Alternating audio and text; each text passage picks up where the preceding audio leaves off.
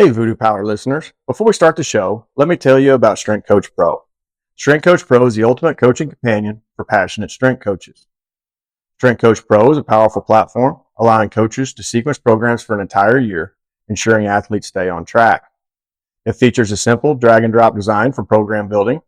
It's easy and efficient, allowing for customized workouts. Another great feature of Strength Coach Pro is the real-time leaderboard feedback. Athletes love competition, creating a fun, engaged, and motivated environment where they can thrive. Strength Coach Pro is trusted by coaches at all levels, from professional to D1, high school, and professional trainers looking for an easy way to streamline programming needs. Whether working with 10 clients or 1,000 athletes, there are no limits to the support of this program. In addition, there's a 14-day trial for coaches where they can explore the platform for themselves. At just $50 a month or $500 a year, the value is unbeatable. Please don't miss your opportunity. Coaches can reach out to Strength Coach Pro for a demo today. Let them work to save you time and elevate your coaching. Now on to the podcast. Welcome to the Voodoo Power Podcast.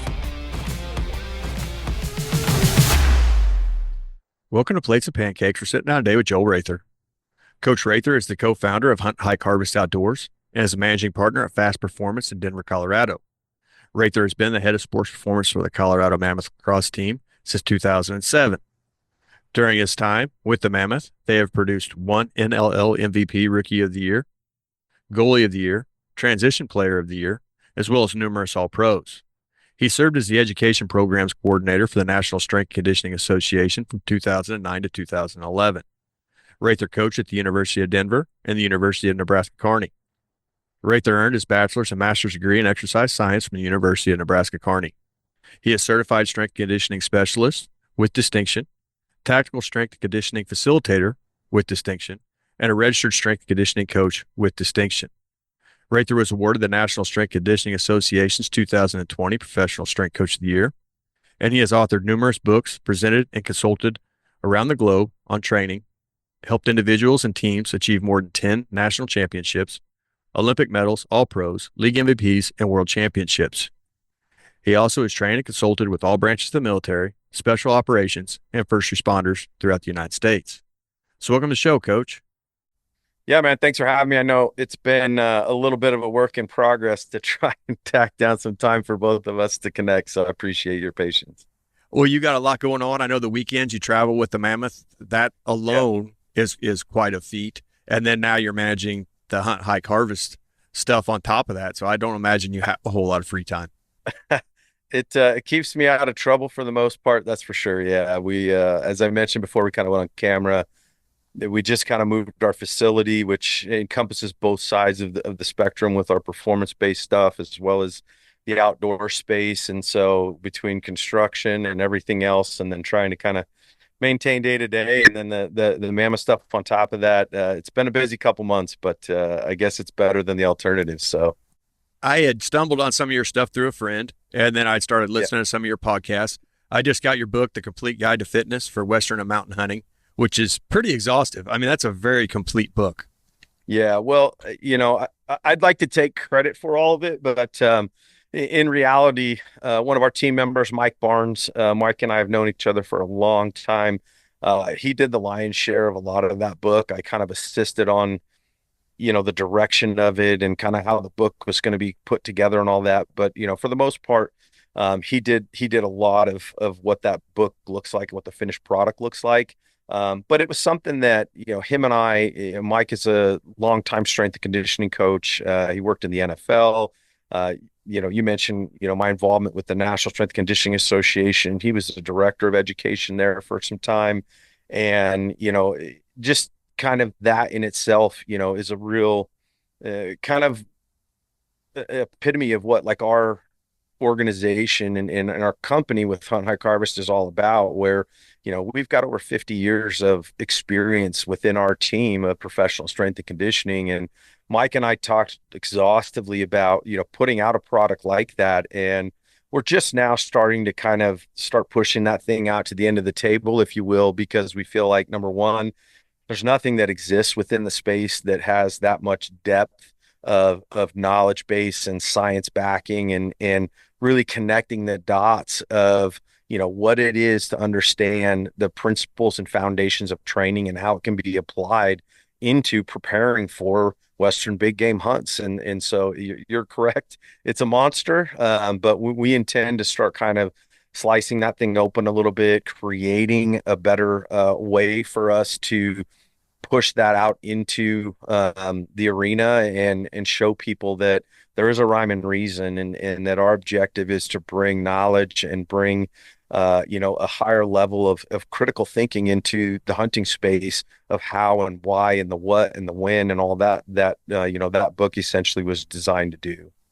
Before we jump too far into questions, you also edited a book for the NSCA on lacrosse, so that's out there as well. You have multiple publications, but some of the questions I pulled will be from the hunting book, the lacrosse book, and then some of the stuff I listened to.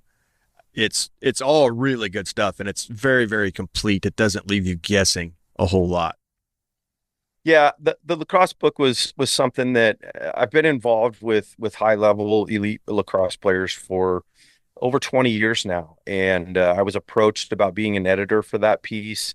And the reason that realistically I took on that project was simply because there was nothing that really existed on the sport, at that level. And so I found it as an opportunity. As you mentioned, I've been fortunate that I've written a few other books in the past on, different training things from agility. We have a book on sandbag training, and I've contributed to some other pieces.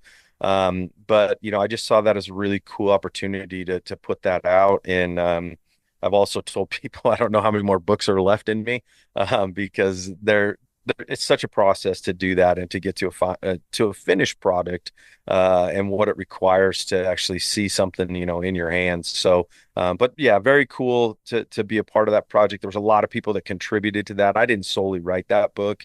I wrote a portion of that book and then edited the entire thing with Matt Nine, who's also a strength and conditioning coach as well. So excited and proud of that project because I think it's super unique as well. Some of these questions I have. Last summer, me and my wife went on a huge trip. I don't remember how many national parks we hit. And in the process, we hit a lot of country we hadn't been in a long time. We made some pretty big hikes. We've got down into Zion, got to see a few things, and decided, that maybe I want to hike the Narrows this next summer. So this book kind of plays into it. While we're not chasing elk, we are somewhat utilizing the base of what you have wrote for fitness and to be prepared to get out in the wild. So right. In saying that, to live life to its fullest, specialized training and preparation is going to have to come into effect somewhere. So understanding that as a hunter or a hiker or whatever the case may be that's jumping into that, realizing that you're going to have to get down to the nitty gritty and prepare.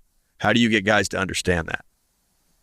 Well, I think first and foremost, my first path of entry to people is to get them to understand that number one, you have to meet them where they are. I think that's one of the big things that I see is missing a lot of times, where in the day and age of technology and things like that, there's downloadable programs. There's obviously other players in the field, and in a lot of cases, they're putting out programs that are just kind of for the masses, and it doesn't really hit the mark when it comes to individualizing things, understanding what people's goals are.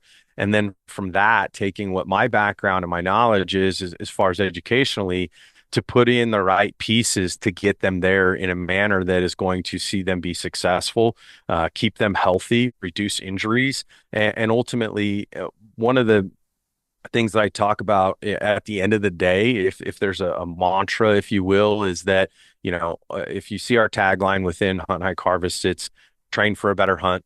But even to take that a step further, is my goal is to enrich and enhance people's experiences in the outdoors. I always say, you don't want to come to me and ask me for tips on how to, find elk, kill elk, or anything like that.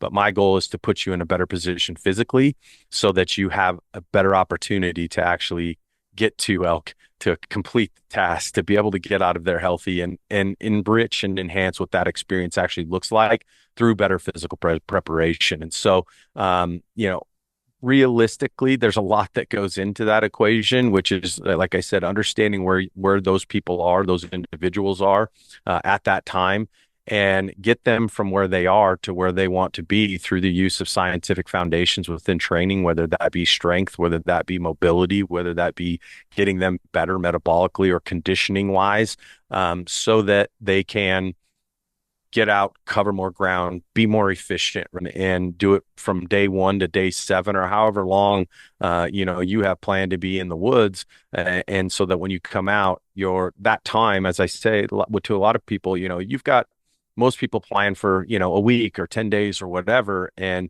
you want to enjoy that experience as much as possible, and most people are taking time off work to do that. And so I kind of think about that in that context of how do we ensure that when people come back that their thought or their recollection on those hunts is a positive one, and not like, oh man, like that was awful, right? Like I went out and just kicked my own butt for freaking 8 days, 7 days or whatever, and I'm going to need 2 weeks to get recovered from it. So that's kind of where I start with it. Obviously there's a lot more that goes into it, but typically that's kind of where my mindset is as I start to kind of talk to a client. And I just had one the other day that we kind of went through that, a 66-year-old guy bow hunter who still has a sheep tag in his pocket, and he's like, I'm still going to go do that hunt. And I'm like, all right, well, we got some work to do, and he's willing to do that, and my goal is to try and make sure that he can find a way to actually accomplish that goal.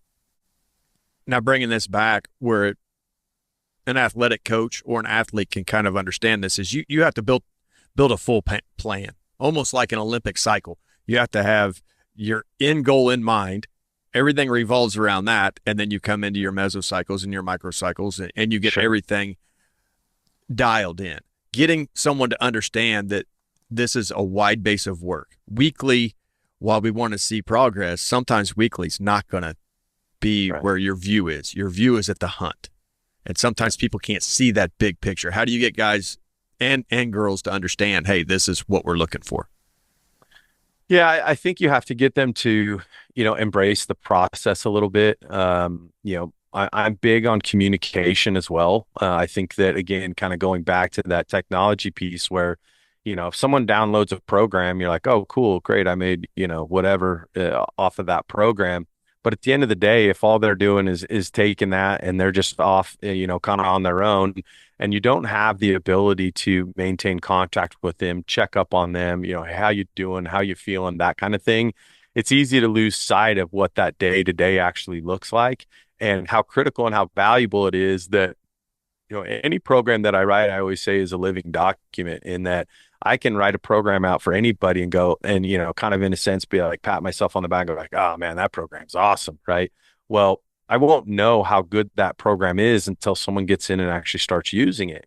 And so for me, that kind of continual communication and contact with folks helps me keep them kind of present, if you will, in how they're doing and what they're doing and the way they're operating and how well you're recovering, right? How do you feel before, after, during, in between workouts, that type of stuff, so that we can gauge whether or not we're on the proper trajectory for that program in itself. And it gets you away from, I think even I'm guilty of it right now, where I'm thinking in my head, like, man, I'm like so fired up for September and it's January, and I can't wait to, get there. And yet in the middle of that, there's like, well, shoot, I got 7 more months of work to do.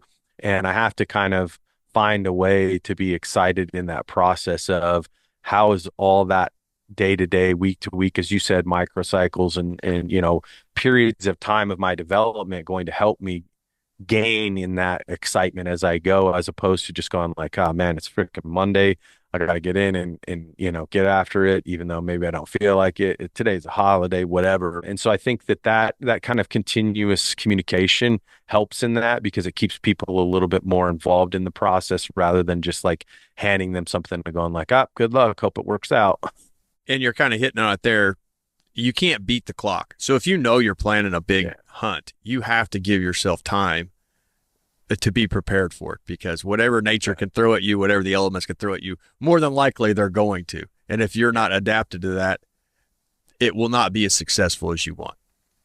Right. Yeah. I think the older you get all these things that come into play on a daily basis, on a weekly basis, on a monthly basis. It's stressors, whether that's home, work, relationships, kids, whatever that looks like. And, it's easy to, find yourself kind of getting over here and, having to continually kind of come back to center, if you will. And so, I realize that. I mean, I'm a walking version of that all the time with the things that kind of garner my attention. And so, there's a part to me that also is like, how do you build in a little bit of, an escape or a refocus that's built into this process, which is like, hey, some of our staff, Cole being the one that was helping me, we're talking about it just recently, like, man, one of my goals for this year is to start really focusing on like blocking my time for training, blocking my time where, the chaos of what's been going on with the stuff that I mentioned of moving and everything else has kind of,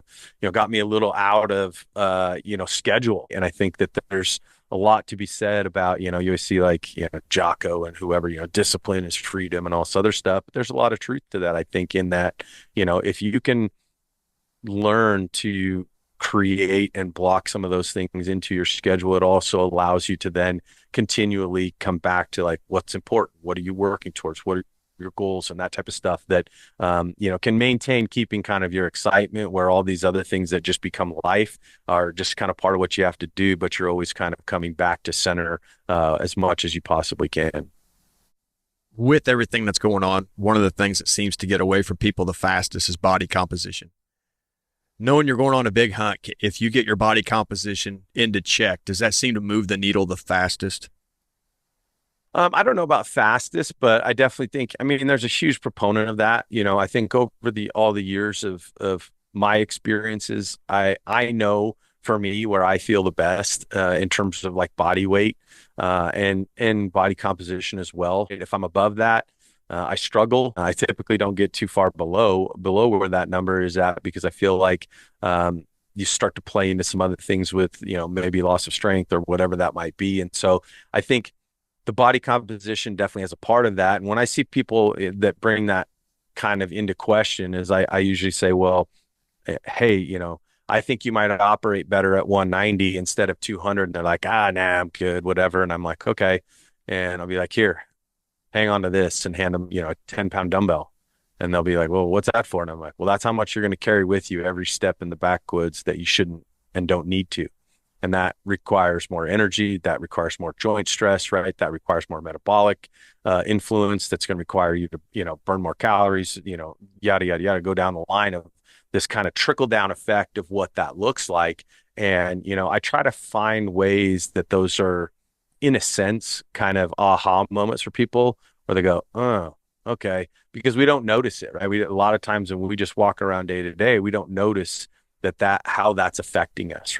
I always come back to myself, because I've got, I've had back related issues from, years of pounding in sport and all the things, good, bad, or indifferent, that I've, endured over time. And I'm like, I know for me that if I'm carrying too much weight, or if I'm not where I need to be, then I suffer, right? Hips, back, you can go down the line, knees and feet and all that stuff, that it does make a difference. And so it's tough to out train a bad diet. Everybody knows that. And I think that has to be a little bit of a part of the equation as well, which is, there's a lot of people that love to train and work, but then, they're like, hey, I'm going to happy hour. Hey, I trained hard so I can go eat whatever I want. And it's like, well, you can to a degree, but I'm of the belief, you got to be 90-10 as much as you possibly can be, where, 90% of the time you're doing the things you should, and 10% of the time you got to live. And I understand that we're all humans. So now, I've been around a lot of guys preparing for big hunts and doing things like that.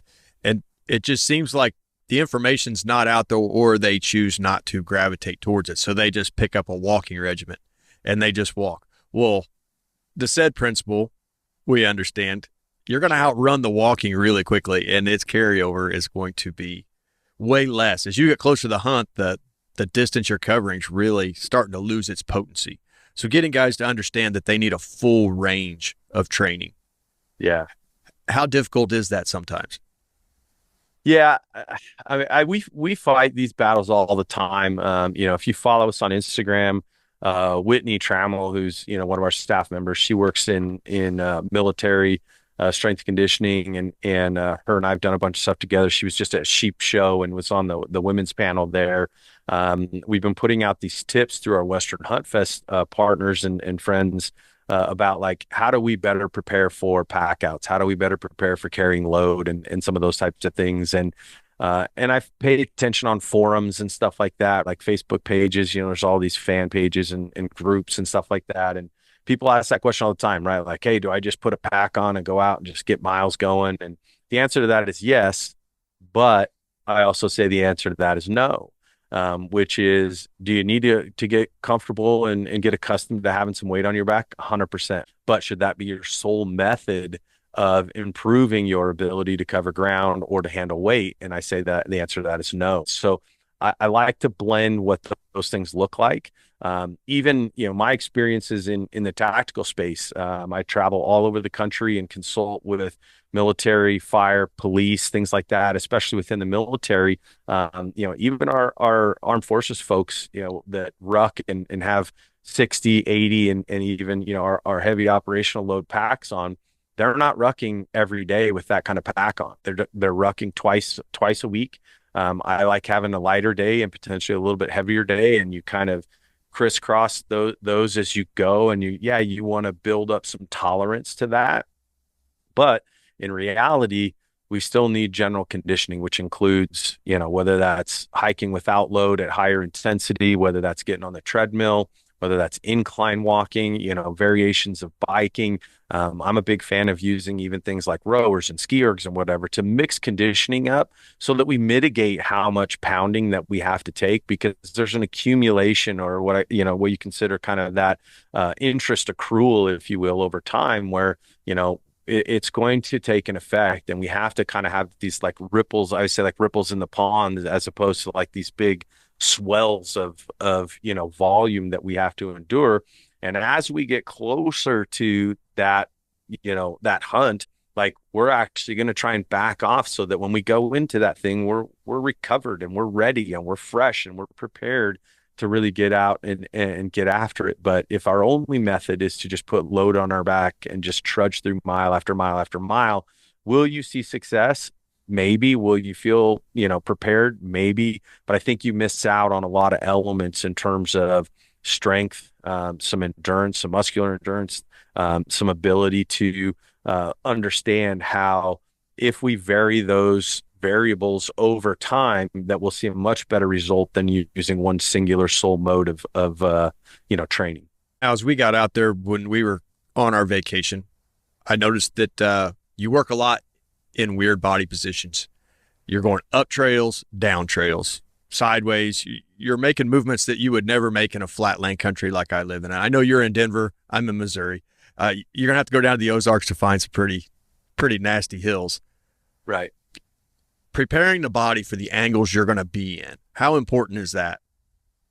I think it's a big one. Kind of again, going back to personal experiences as well, especially we talk about experiences within the military. When we're talking about contouring, uphill, downhill, side hilling, those types of things, one of the first things that we have to really accept as being a critical factor in the whole equation is our foot health and our, the foot, ankle, lower leg complex, and just how much stress that it requires to go out and, embark on a 7-day hunt. I can think of numerous times where, we've been on a contour that, was a mile long, and you're literally outside foot is downhill, inside foot is uphill. And you just, you're taking thousands of steps in that, same path, and just how quickly you see stressors start to travel through the ankle, through the knee, through the hip, even into the low back.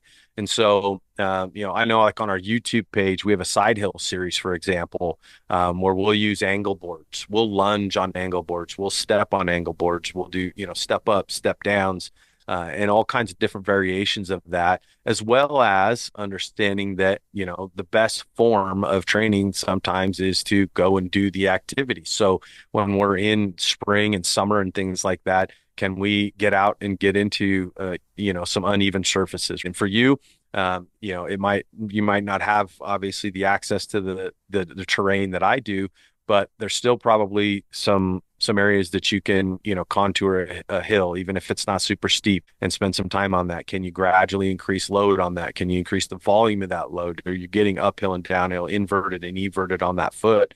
And I think that's a huge part in the overall kind of, fatigue factor in a hunt, which is if your feet go, it's game over. Like, you're going to be miserable the rest of the time.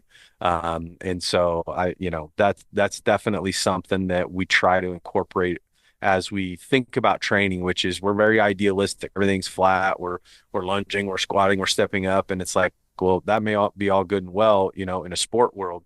But when we get into that environment, the floor is not flat, and the floor is always going to be changing. And so the stress that you have to encounter is going to be noticeable if you don't plan and prepare for it. I kind of helped a friend prepare, and then I started working through some of my own ideas. I'll hit you with these and see what you think, see if there's any benefit or not. I took an acceleration model using chains, and instead of rucking every day, I drug chains to put my body in an angle where I could work flat land in a certain body angle.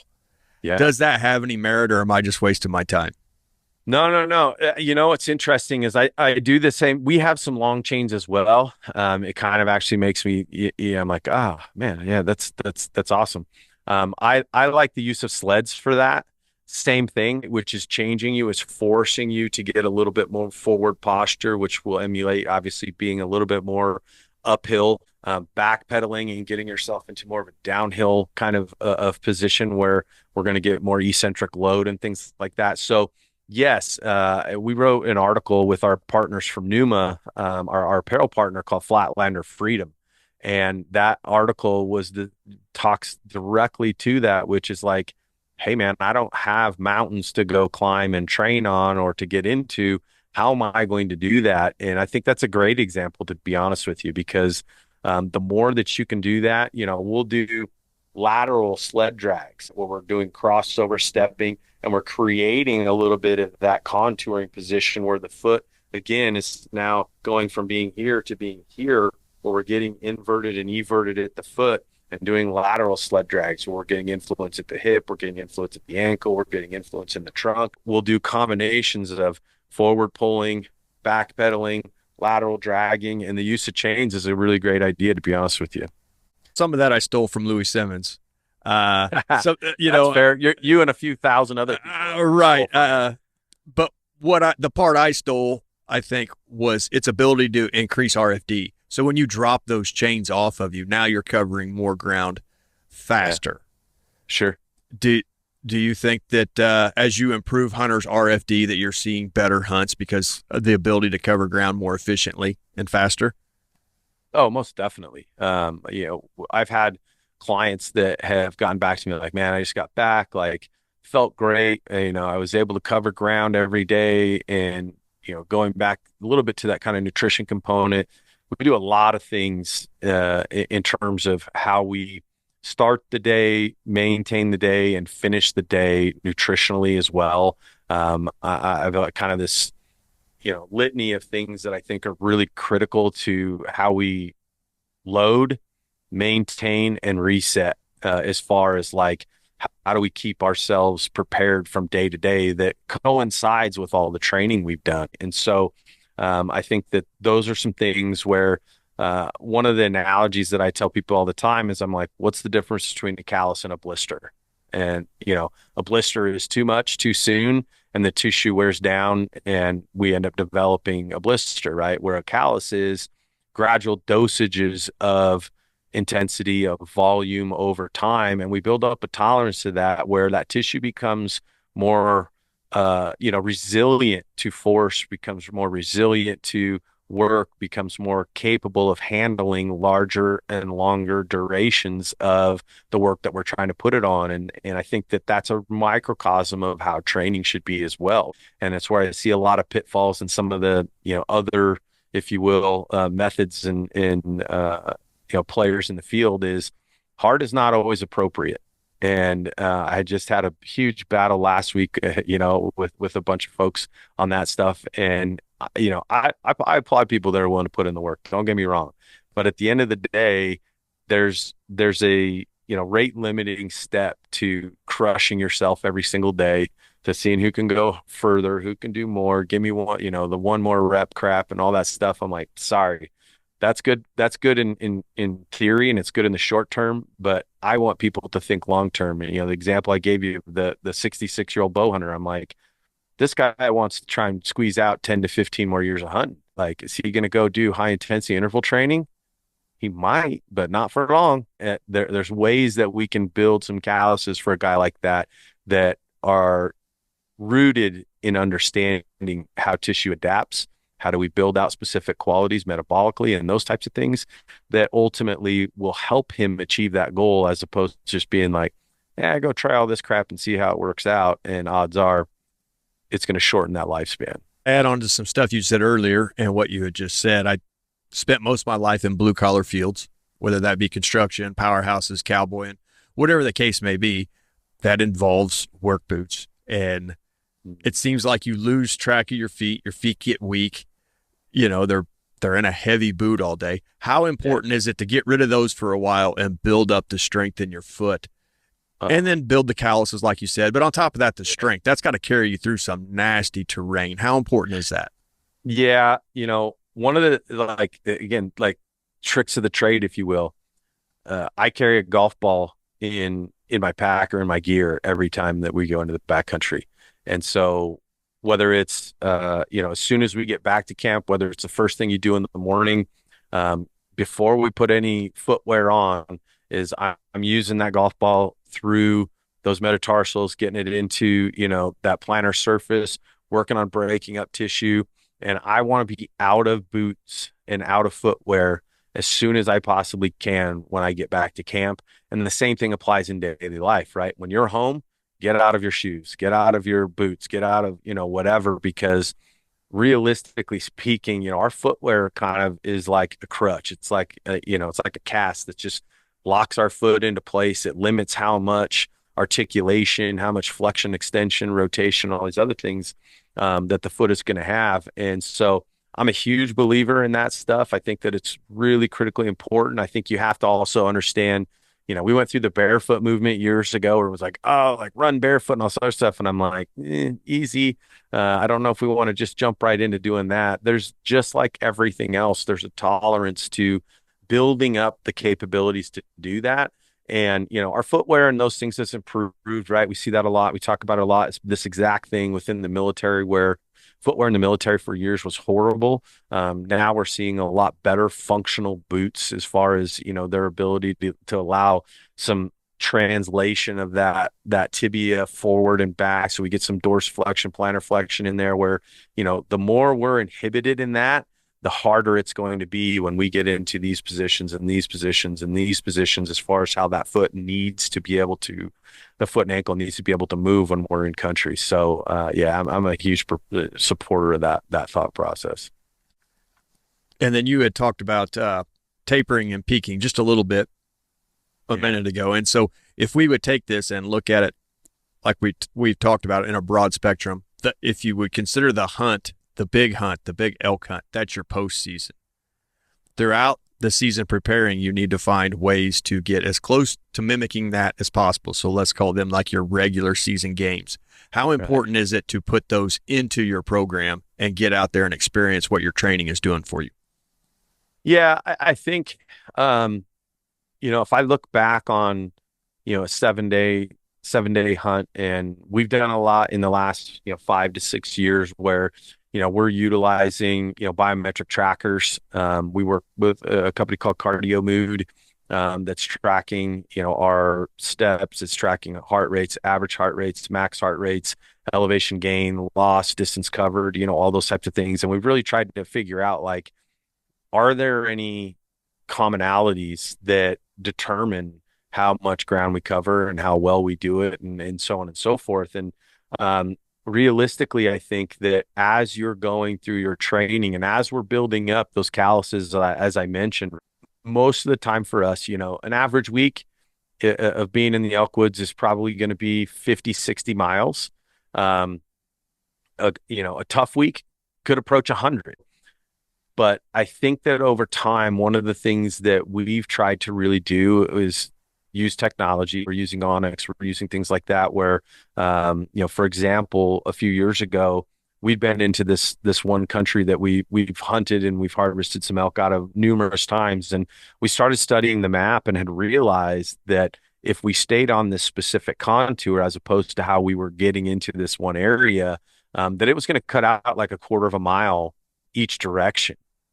And so now take that over the course of an entire week. Well, that was a mile a day times 7 days. That's, we basically saved ourselves 7 to 8 miles that we didn't have to cover by just using this instead of just using these. I think that as you're training your way up to the hunt, do you need to get up to where you're doing 50, 60 miles? Well, no. I mean, again, going back, seem to be throwing a lot of analogies out there. I'm like, a marathoner doesn't go out and run a marathon a day to see if they're ready for the marathon. We have to get you within striking distance of that distance in a given day or a given week or whatever. And the reality of it is determine what your effective range is. And for some people, hey, I'm only going to get, an average of 5 miles in a day. There's nothing wrong with that. All right. Like, I think people wear their mileage as a badge of honor sometimes. And I'm like, hey man, good for you. You did 100 miles this week. I tried to get it done in 50. So, I don't really care if you did 100, you win. I'm good with that. That's 50 less miles of pounding I have to take. But figure out kind of where that range is for you. You have to go through your training and determine like, man, I'm still pretty good if I cover 6 miles, 8 miles, whatever that is, because there's a responsibility that's also inherently part of that equation, which is if you go 10 miles in and now all of a sudden you manage to, fill your tag, do you have the ability physically to get not only you, but that animal from 10 miles back out? And so I think you have to like build that into your equation and know what your capability is so that you can always try to give yourself the best chances for success. And as you're building up to that season, can you go out and do 5 miles a day for, an entire week? And is that with your day pack of 30-ish pounds or 40 pounds or whatever, right? And you've worked your way up to that. If the answer to that is no, then our training didn't hit the mark. If that's 8 miles, you just plug in whatever number that you want. But I'm still going to leave myself enough time where as we're going through our program, we also have to be continually kind of checking in on where we're at. Because if you get to where it's August 15th and you're like, okay, this week I'm going to go see if I can do 6 miles a day. And you're like, holy crap, that killed me. Well, guess what? We just wasted all that time and we didn't get our program to where it needed to be. We didn't get you to where you needed to be. And now we're in trouble because there's not enough time to adjust at that point to get you to September 1. So I think that's where, can you do that day pack at 5, 6, 7 miles, in June? And if not, how are we going to adjust? Can you do it in July? How are we going to adjust? When we get to August, we better have it pretty well dialed in at that point. And then from there, let's give ourselves some time to fully recover, recuperate, and now let's dial in getting ourselves like physically, mentally, and whatever ready when the day comes. Well, what you had just said in there, I've made a note on that, on the miles that you had cut off. Not only did you cut the miles off, but you gained that much time in your hunt. And sometimes without question. Yeah. You may have set yourself up for a lot of success, just being prepared and set up to find better ways, even though it might be a little harder. If you can knock that mileage off, you're going to save a lot. Yeah, exactly. Right. I know, I can't remember who said it. It was a while back.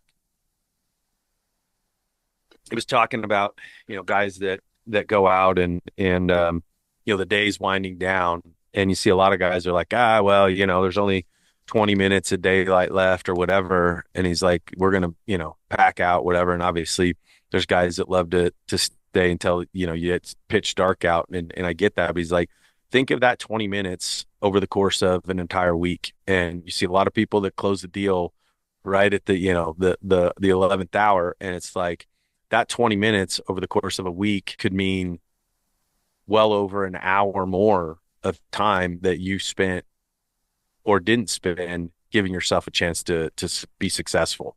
And so it all accumulates. And I think when you contextualize some of that stuff, it starts to make sense. And when you determine, for most people, and myself included, it's like, that's a target on your calendar and you go, I can't wait for that date. And this is going to be, I'm building up and all this, momentum to get to there and I can't wait. And it's like, that amount of time that you either gain, lose, waste, or whatever, you know, could be the difference between you coming home successful or not. And it's not always about filling tags. I understand that, but at the end of the day, it's like you have to kind of be cognizant of all of those factors and variables for sure.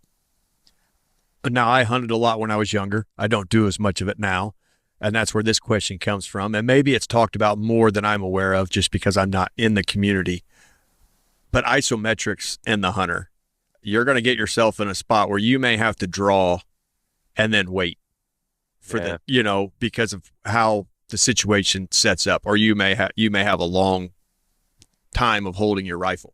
How important is that to get yourself in a position where you can hold some isometric positions to allow yourself more success? For sure. I think one of the things that I try to do and try to encourage people to do is as we train, we'll actually bring our bows into training. We're fortunate that we've got that ability to do so, where we're going to start to shoot under fatigue. We're going to get your heart rate up. We're going to shoot with your heart rate up. And then within that, we're going to start to vary how we shoot. Idealistically, we go out a lot of times and we're like, range it, shoot it, go again, go again, go again. And when you get out, you never know how that situation is going to present itself. Are you going to be on a downhill slope? Are you going to be on an uphill slope? Are you going to be shooting at an angle? Or are you going to be shooting uphill? Do you got your feet on uneven surfaces? Are you going to be kneeling? And some of it is, planning appropriately where you position yourself as opposed to where the animal is at, so that you try and minimize or mitigate that a little bit. But in reality, it's an unknown. And so we'll work up to doing 10-second, 20-second, 30-second holds and things like that, because that may be what it requires. And so there's a huge portion of that. We'll do stuff with, cables. We'll do cable pulling that are going to be kind of in that draw kind of alignment, working on scapular health. We're working on strength. And then, as you said, some isometrics in there, because it's going to be important. And we've talked about this already a lot, right? Like, you're envisioning so much into those opportunities. The worst thing that can happen is not being prepared for it, not training appropriate for it, or blowing that opportunity when it only takes one, or it might only be one. And you'll kill yourself for the next 360 days of the year, knowing that you're like, man, if I would have only practiced this, if I would only done that, I should have done this. Those are the worst. And I've been there too. Trust me. Like I've had situations and opportunities that, I've replayed in my head and go, oh my gosh, like it was like right there and we screwed it up. And that's part of the game. But, if you can start to learn how to minimize the opportunities for failures and maximize your opportunities for success. And that's a really good example, because it is tough. Hold your bow for 30 seconds. Can you do that? Right. Hold it for, I've seen guys hold it for 2 minutes. How many of you can do that? Myself included. Like right now, probably not, but I need to be able to do that at some point. Taking Jay Schroeder's ideas into the world of hunting. Right.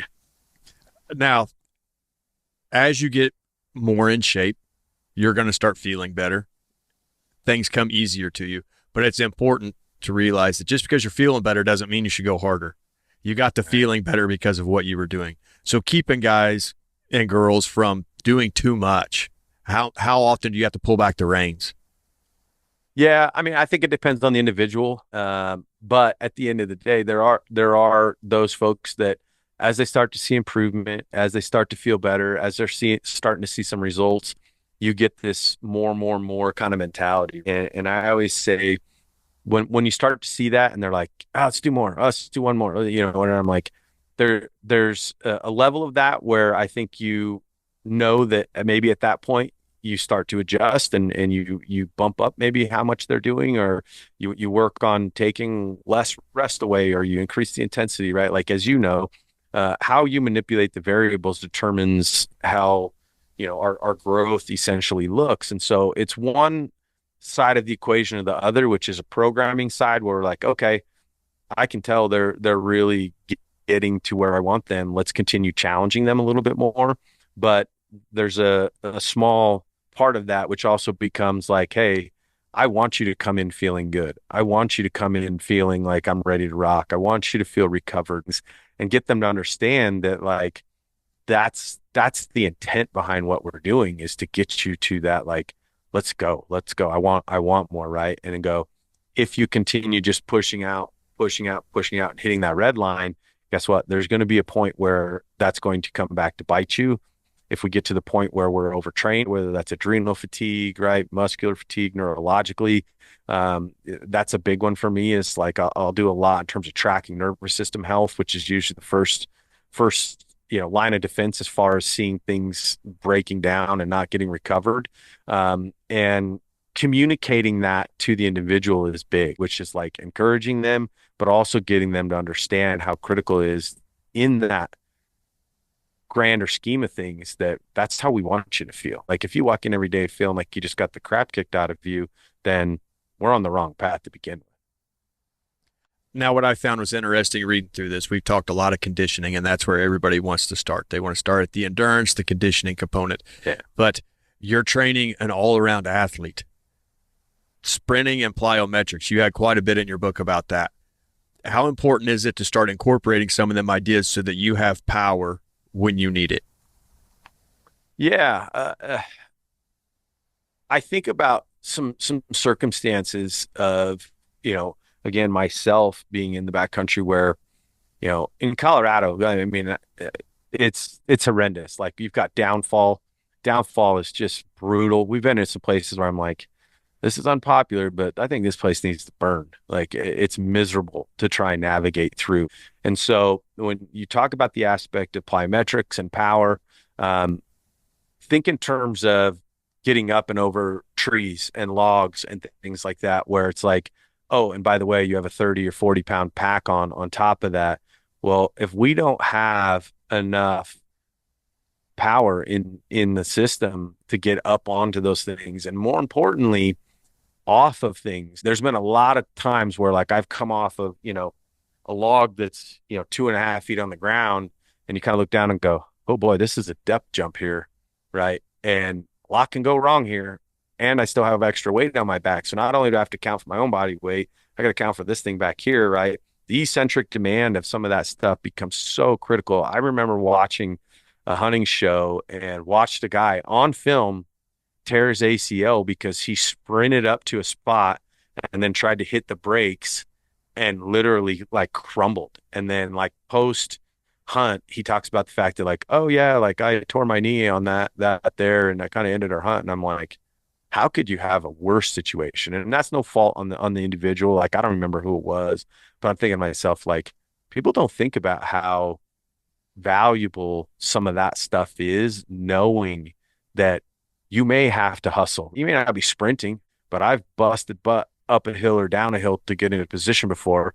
Like I said, I've jumped down off of logs and things like that where I'm like, man, one bad landing, hunt's over. And so having some aspect of that built into your hunt, I think or built into your training, can be very, very important. And if you miss out on that, it only takes one, and it could be a bad week.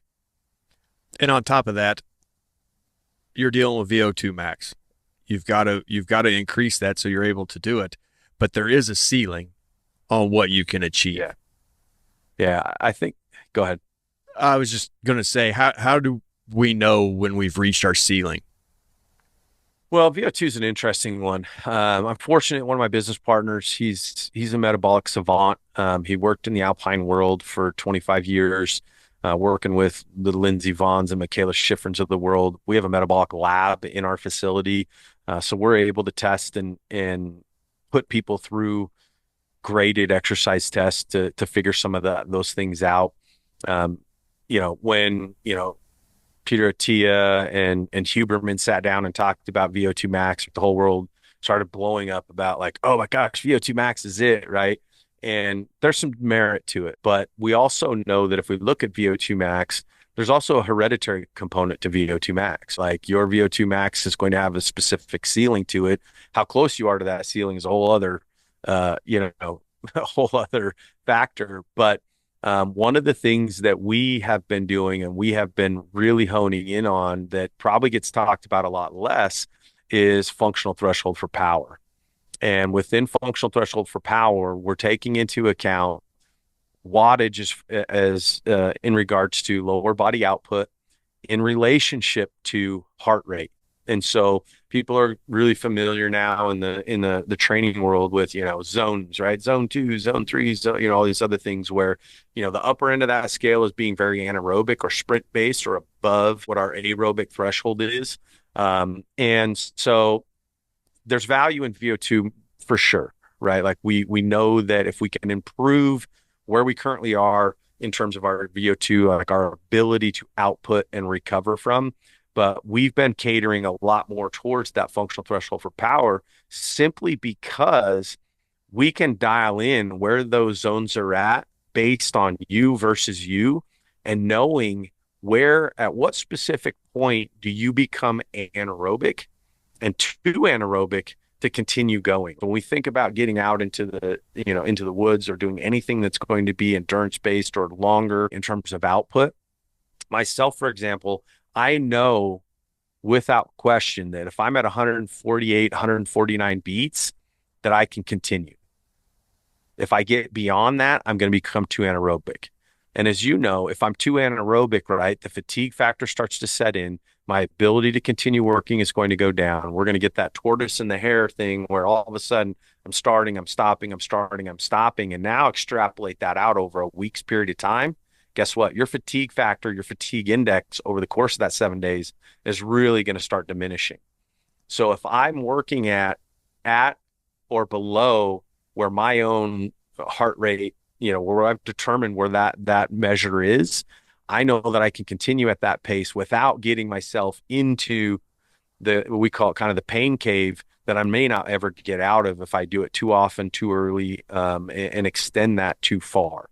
Like last year, we did some friends of ours in the industry, Gabe, who's awesome, owns Ivory Holsters, makes some of the best holsters in the market. We do a death hike. And I tracked on this hike exactly where I was at from start to finish on this death hike. And we did 40 miles in 36 hours between 8 and 11,000 feet. And within that, I burned a little over 15,000 calories. We covered over 6,500 feet of elevation up and 6,500 feet of elevation back down. And the entire time, day one, we hiked 18 hours. And I maintained that I never got above what that heart rate threshold was. And was it hard? Oh my gosh, maybe the hardest thing I've ever done. But I was able to complete the task. There were 7 or 8 of us, right? Everyone accomplished that. And it was really critical that I use that as a way to kind of understand where do I need to be. And I know if I'd gone harder than that, I might have been in trouble, because when you're 10, 15 miles out in the middle of nowhere, no one's coming to save you. So there was a bit of grit in there too, trust me. But at the end of the day, those are some really important things when we factor in heart rate, what's our output level look like, and getting to that next ridge may not be about how fast can we get there, but how efficiently can we get there, knowing some of that information. And you cover heart rate monitors and zones and everything in the book. So I did have some questions on that. But listening to you talk about that, it reminded me of Jason Bourne, the first one when he's sitting in the diner and he doesn't know anything, but he knows he can go all out at this altitude for this long of a distance. So knowing what you can do has a lot to do with how what the results are. For sure. Yeah, and it goes back to how our conversation started, which is providing people with knowledge. And in Western Hunt Fest, for example, as I mentioned a little bit earlier, we do a simulated pack out challenge, which is the equivalent of carrying out quartered out elk in sandbag weight, plus a head and antlers, and carrying your bow. And it's out in terrain on the mountain, and we're tracking all of those biometric variables on people, and we've been compiling that. We have over around 150 trials of people doing that pack out challenge, and we're working on getting that published right now. We're working on putting that data out right now. There's some really interesting things that come to mind of learning successes and failures based off of what I just talked about, that we hope is going to be super helpful for people, and kind of these like, oh wow, yeah, that makes total sense. And we've been holding it a little bit close to our vest because we don't want to jump the gun, and we've been trying to, with one of our other staff members, Andy Wolf, he's a PhD at Tarleton State, exercise physiologist. He's been crunching all that data for us over the past couple of years, and I'm surrounding myself with people a lot smarter than me to help us try and make some sense of all this stuff. That's ironic you bring up Andy's name. He was on the show, and he's actually the one that directed me towards your stuff. Yeah, now that I mentioned that, I do recall that. So I got to call it to him later today, actually. You were talking about the death hike, and there's so many variables that go into hunting, and the book covers a lot of this as well. But the importance of mindset, you've got to start preparing your mind for what it's going to come into. So somebody that's not spent a lot of time delving around in their own head for something like this, how do you start teaching the techniques? Yeah, I think you start by introducing it in training, which is you have to, another friend of mine always kind of uses the analogy, says you got to give small doses of venom to prepare them for the bite. And I think that within training, you have to start creating a little bit of an environment of them being uncomfortable. And I think that's the art of coaching as well, which is knowing how much discomfort can you provide where it's constructive, it's creating growth, that you're getting people to understand that they are capable of more, that they're going to get better, that they start to actually get a little bit comfortable with some of that discomfort. And it could be simple stuff, right? I'm not talking about like burying people till they puke. I always love a quote from Mel Siff. It says, any idiot can make the hardest of athletes or the special forces guy puke. That's easy. Like I tell people that all the time, like, you can throw anybody in front of me. If you really want me to make a puke, we can accomplish that in about 10 minutes. That's not tough. But challenging people from a perspective of where are they at right now? And can I start to, again, the blister and the callus, can I just get them beyond where their current threshold is and kind of, tuck our toe in the water a little bit, and then we'll come back out. And then next time we're going to do it twice, and then we'll come back out. And we're going to keep going until we get you about neck deep in it. And you realize that you're capable of withstanding, you're capable of continuing, you're capable of enduring a little bit. And it's funny because I see it a lot, but you look at endurance people, and obviously you can talk, Goggins and Cam Hanes and all these other people, right? That they achieve a level of comfort and discomfort that most people don't understand. And they also don't realize that that is such a huge body of work to get to. It's not something where you just go like, that guy just likes to be in pain. It's like, no, he introduced himself or herself to it repeatedly over time, week after week after week after week, until you go, yeah, I can handle this. And I think that can be done within our training in a sensible manner as well. Yeah, and you can take baby steps. So sometimes in your training, it's maybe not a matter of finishing, but it's a matter of making it to the next tree if you're out walking. Yeah. Or it's a matter of making it through the next set. And I'll worry about the set after that once I get through this set. Yeah. My other business partner, Jason, I know we've had times when, we've been out and it's been a long day or whatever. And I've heard him say that before, like, I'm just focused on like, let's get to that next tree over there. It's like create small barriers of success. And I've seen myself do it too, where you're thinking to yourself like, oh my gosh, like I am gassed and we're 3.5 miles away. And if you sit there and think to yourself, man, I'm 3.5 miles away, as opposed to like, man, if I just get over this ridge, we got a little bit of a contour here. That's nice and easy, and create small wins and kind of allow yourself to chunk things up a little bit where you alleviate this like monstrosity sometimes that we build up kind of mentally in our head of what's to come, as opposed to just finding smaller successes along the way that I think sometimes help us get through some of those tough times for sure. Now, earlier on in the podcast, you touched on this, and we'll kind of get back to it, but you have to practice your skill of hunting on top of all of this conditioning. Yeah. Whether that be off-season hunts, bow hunting in your local area, whatever the case may be, just because you're in shape does not mean you're going to be successful. So scheduling time to increase the skill, how important is that to get guys and girls to get out there and do that? Oh, it's huge. And I think that's why we try to introduce shooting during training. Start to shoot while our heart rate's up, shoot while you're fatigued a little bit. And at the same time, it's important that you work on the craft of shooting. You work on improving your shot process. Again, like we've been putting out a bunch of tips through Western Hunt Fest. Levi Hellman, he's a phenomenal archer, has been talking a little bit about that. Like, how do you create consistency? Just the same as you do in training. And like, you can't draw one time and you're drawing from here, and the next time you're drawing from here. Like, there has to be some built-in automaticity that becomes part of how you become more proficient at shooting. And just like with anything else, like, I've shot thousands and thousands of arrows in my life, but it doesn't mean if I just go grab my bow right now, I'm like, oh yeah, I know what I'm doing. There we go. We're good to go. Add in how far have you went up to that point? Add in the adrenaline of getting into that shot. Add in, the distance, which could be uphill, which could be downhill, all these other things.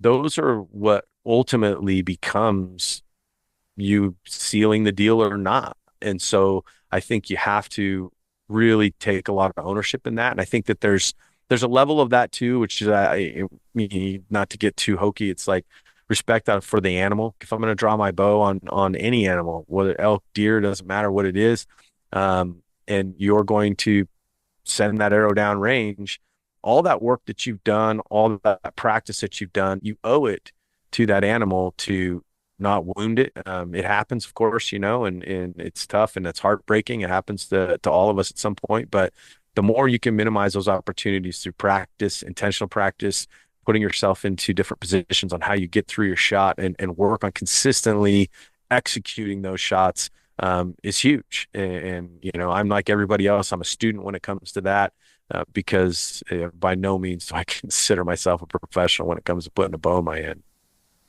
I've had you on here quite a while, and I know you've got tons of other things to do. Your life is chaotic with everything you have going. So to kind of wrap this up, the importance of being able to evaluate your weaknesses and not being afraid to train them. That's the part everybody wants to avoid because they're not good at.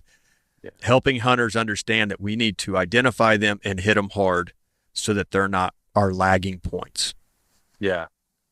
Man, like, I think back through my career, and there's literally only just a couple athletes I can think of. One of them was a former NFL player. If we were going to do an exercise, let's say it was unilateral based, single leg, whatever, he would always do his weaker or lesser side first. And it's very rare that you find people that are cognizant enough to understand and really just acknowledge that. And I think that inherently, our body, number one, always tries to accomplish whatever task we put it under in the least amount of stress and the easiest way possible to complete that task. And I think it has to become something where we are thinking more in lines of the fact that those are probably the most blaring spots for things to go wrong, for us to get injured, or our training to lag, or for us to not accomplish our goal. And so, if that means that, within your training, you take that approach, hey, my left leg, my right leg, whatever that might be, I'm going to do that first, as opposed to going with what's easiest. Or if it's blocking out portions of your training where it's like, man, guess what? People skip a lot? Soft tissue work, hip mobility. People all the time talking, I got back pain, I got this, I got that, whatever. And I'm like, okay, well, how much are we doing in terms of improving our functional capacity with mobility? How much are we doing in terms of improving hip, trunk, thorax, dynamics and stuff like that? That has nothing to do with squatting more weight. It has nothing to do with more upper body strength or whatever that might be. Where if I tighten the bolts a little bit, or in some cases loosen them, in order for you to become more functionally capable, then it opens up another window of our ability to build more strength, to build more speed, to build whatever that might be, more efficiency. That, again, over time, if we're going to go out and put on miles and miles and miles and miles, all of those small weaknesses, all of those, inept or not up to speed areas, they're going to continue to gradually keep poking their head further and further out, that become more challenging for you to be successful. And so I think it's a huge part of the equation to address them, embrace them, and understand that your success is going to be dependent upon how much you can kind of level the playing field with some of those things. I'm into horses and I've always enjoyed it. Tom Dorrance, he used to say that when he would get on a horse, the first thing he would do was go right. He'd work through all the maneuvers to the right-hand side. And that's why his horses seem to be more balanced, because if he had to get off of them, he got them worked the direction they rarely go with a rider to begin with. Yeah. Oh, yeah. Athletes need to look at that the same way. If something would happen in their training and they got to go, something happens, at least their weak side got trained and they're moving towards a balance. Yeah. I have like a 2-hour presentation where I talk about unilateral and bilateral training, as well as like dominant, non-dominant characteristics, all the way down to, obviously everybody knows if they're right or left-handed. I go into eye dominance, I go into ear dominance, I go into midline shift and how our body, like within our inner ear, our balance and proprioception, all that stuff is developed, and it starts to open up this whole like window of athletic opportunity and how we train those things, and more so even, how much specific sports rely on one or the other of those factors. And then when we get into injury prevention as well, to your point, when we get into chaotic environments, those areas that we're lacking in become the most probable places for us to see things go sideways. And so I think it's really valuable that people recognize that and embrace them, as opposed to shy away from them, for sure. I had questions on some of the visualization stuff you've been doing, and it showed up in your lacrosse book, but we were hitting so many other things that I never made it to it. One of these days we'll have to sit down and run it back. Into that. Again. Yeah, man, we can do that for sure. So no, it's easy to get rolling. I think we covered a lot of ground there. So, and I have not been able to do one like this. I've done a few with cowboys that I really enjoyed. This is the first hunting one I've done, or backcountry style stuff. So this is amazing. I think sometimes everything's the same every week. You're just talking to a different person, where this is totally different than some of the things we've talked about on here before. Yeah. Well, I appreciate it, man. It's fun. I know you said like, you're busy, this and that. And I'm like, this has been a breath of fresh air to sit down and just chat for an hour. So I appreciate it. I'm glad I could provide that. Anytime you have something new going, you want to get it out there, man, give me a call. We'll set something up. Yeah. Love to do that. So I appreciate you having me on. Thanks so much. Well, have a great rest of your day, Coach.